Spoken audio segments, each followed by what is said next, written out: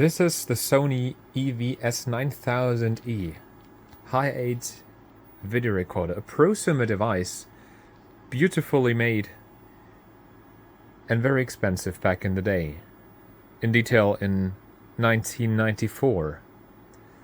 Being an early 90s device, it actually has the flair of the early 2000s or the late 90s.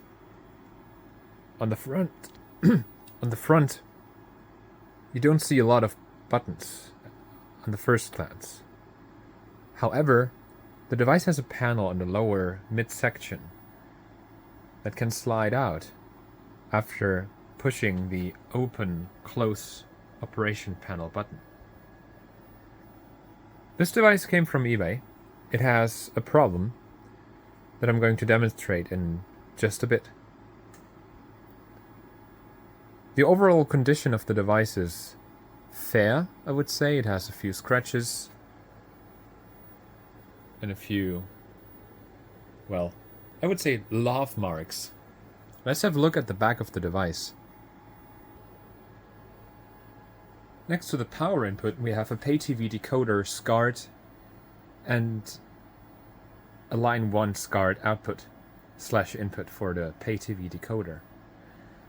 There is S-video, there is composite, there's audio, and then, because this is actually meant to be a VCR, to be operated together with your TV set at home in your living room, it also has an aerial in and aerial out.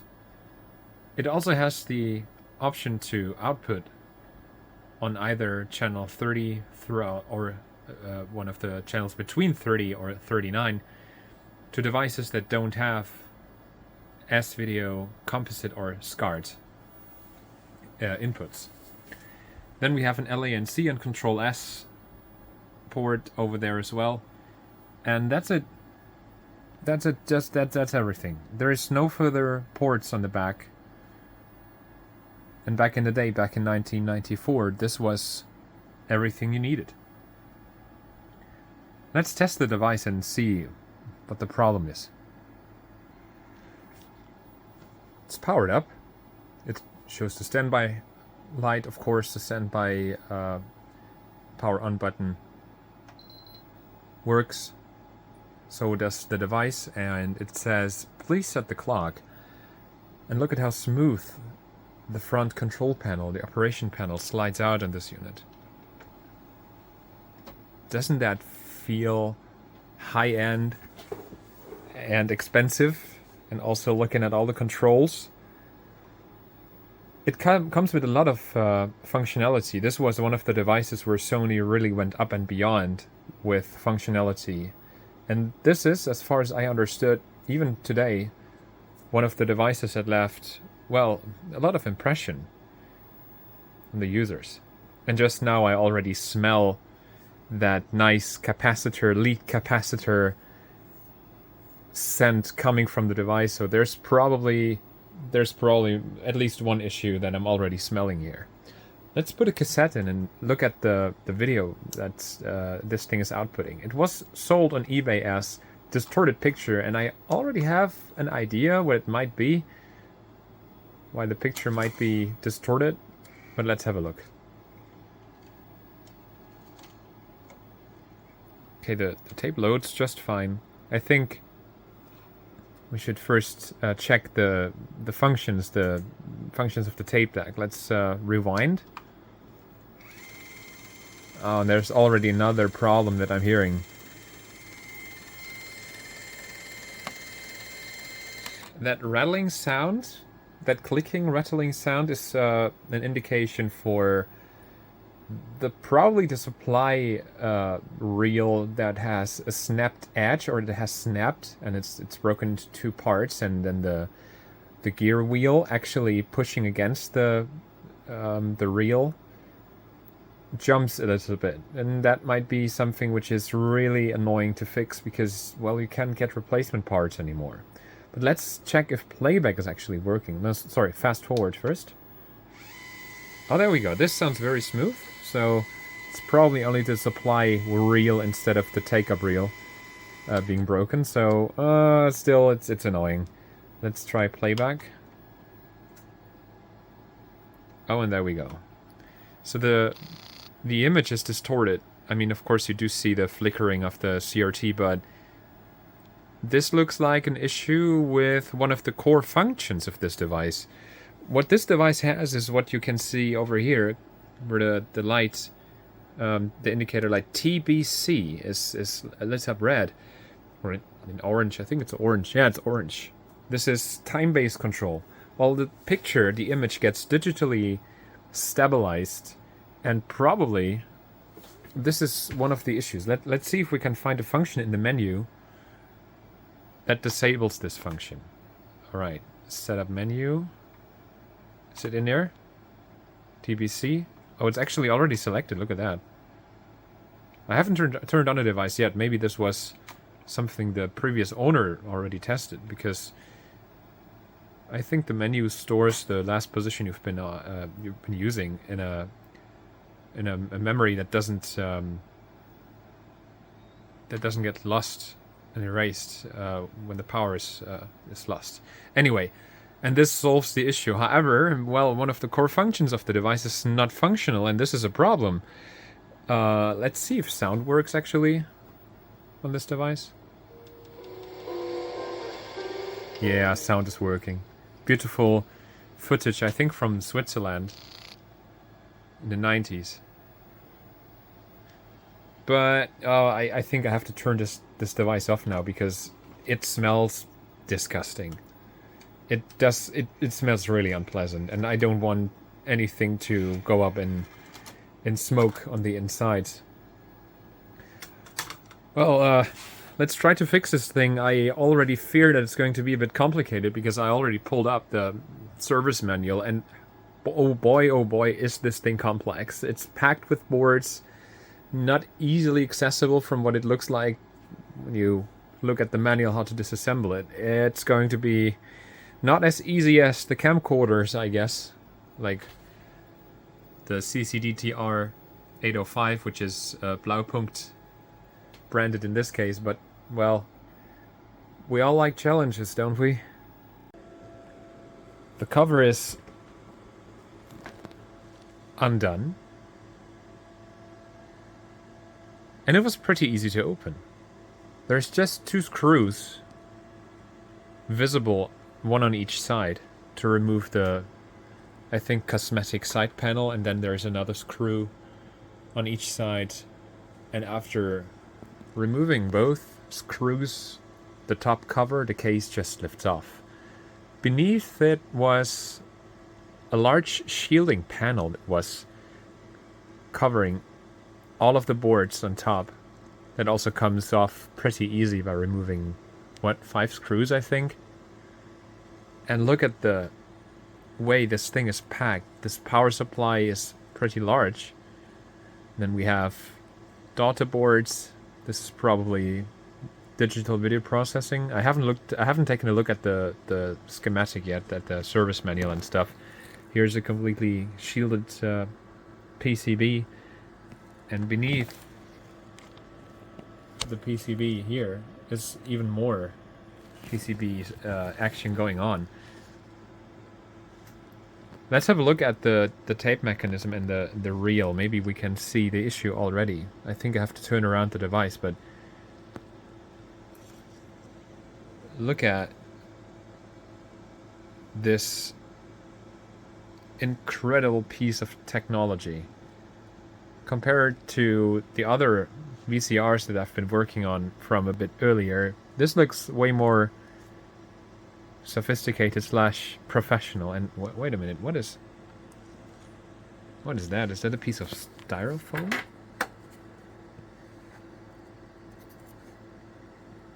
It is a piece of styrofoam, but this is not the issue. This is not causing the problem. I really like the head cleaner brush over there.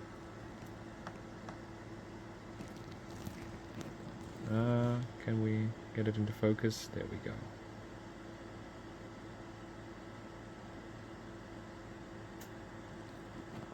The drum unit.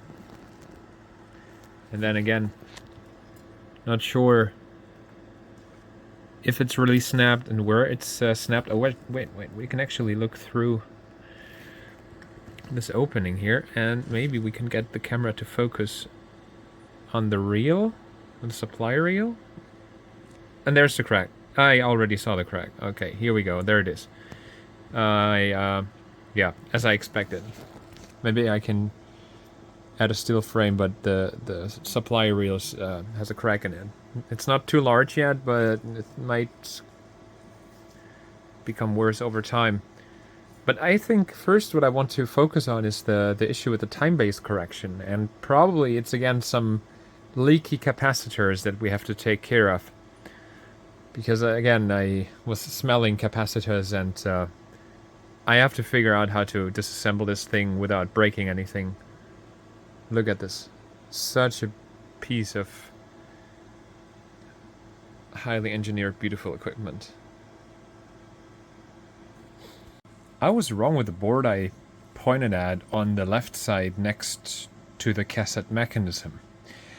The actual digital processing, including the time-based corrector function, is happening on this board, and I see a lot of electrolytics which have apparently leaked. Others have no signs of leakage, but I would want to replace all of them.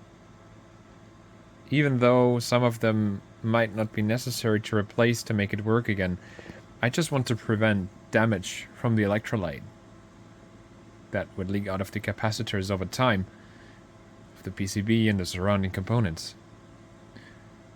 Let's replace some caps. Here we are a few minutes later, and the capacitors have all been replaced. I haven't cleaned the board yet. There is some flux left on the board. I'm using the Tachyflux. What is it called again? I think something along the lines of... oh yeah, NC559 V2. Well, it's the stuff I love to use because it's... because of its properties. It's just very nice to work with. High quality stuff. Some of the capacitors are physically, like from the, if you look at the case, smaller in size. That's not a problem. They have the same reading, the same rating, voltage rating, and capacity. And well, let's have a look if it works now. If the TBC still is showing up a fuzzy picture, or if it's now working. Well, it's a fix. TBC's working again, but there's another issue. The display suddenly stopped working, probably also due to bad capacitors, because there's a DC-DC converter that is generating the whatever 30 whatever volts for the VFD. And therefore, well, I think we have to take care of this one. We have to take it apart. Yeah, it's fine. It's fine, but yeah, it's really nice picture quality now. Also, if you fast forward, it looks so much better compared to a usual camcorder that doesn't have the time-based correcting whatever function. I'm amazed. It's actually decent quality. The T-pad and display unit is out, and it's already, well, loose because I removed some of the screws holding it in place. So there is the can that we need to work on. There is the DC-DC converter, and it does smell, and I think I'm going to disassemble it completely, and let's have a look inside. Well, I kind of wonder how it was initially working. It's, well, it's pretty filthy, and a lot of leakage over there. Even the board has been suffering a little bit, and, well, we are going to fix it. We're going to replace the bad capacitors.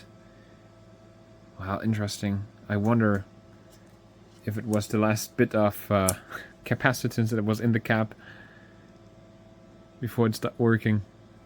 Alright. The caps have been replaced. It was just 5 of them. I had to improvise a bit, which is why the shield is now a little bit crooked on there, and there is also a slight bulge on one side. I mean, the capacitors were a bit larger physically, but have the same value, so, you know, it's alright. There's no short circuit or anything happening here. And I'm going to put the unit back into the device now, into the tray. And then we shall see if the display works again. The machine is upright, and I've connected the lower part of the machine with the tray. So let's see if it actually works. So there's the audio level indicator. Let's open it. Let's press this button and open it. Oh yeah, look at that. Nice and crisp. Perfect. It's a fix. Let's put it together and have a look at some videos. Nice. Does this actually go into that hole? It looks like it goes into that hole. I wonder what this is for. Or is this holding... No, I think this is to hold the flex prints in place. I don't think it goes in there. But it was folded up like that. Anyway. Let's slide it back in. I wonder why the audio level actually stays on. There's no use for it to remain on. Is it? Like, audio monitor? Can select the audio monitor, but can't switch it off. Well, that's interesting. Huh? Interesting. Well, this area would burn out then faster than the other areas.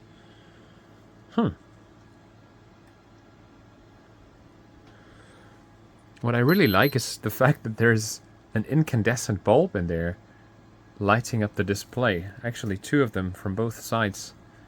Nowadays that would be LEDs, but this is an incandescent bulb with what looks like a green... Either the display itself is green, but I don't think so, is it? It could be that the display itself is giving it this green tint. Because I remember that these displays had that greenish color, the LCD displays. Or the LC displays, actually it's liquid crystal. And there's incandescent bulbs in there. Well, it's a fix. The video is so much more... Oh, whoops. The video is so much more steady. Unfortunately, the phone doesn't sync with the CRT. So the camera, it's just not able to sync with the CRT frequency. Unfortunately. But I've compared TBC on and off. It's such a big difference. I'm amazed at how high quality the picture is. How much higher of a quality the picture is compared to when you played in a normal camcorder, or even in with your older Video 8 machines like these two. It's amazing. Wow. I'm going to put the device back together. And from now on, I'm probably going to use this one to transfer videos from analog to digital. Because it's just so amazing how good this looks. Really.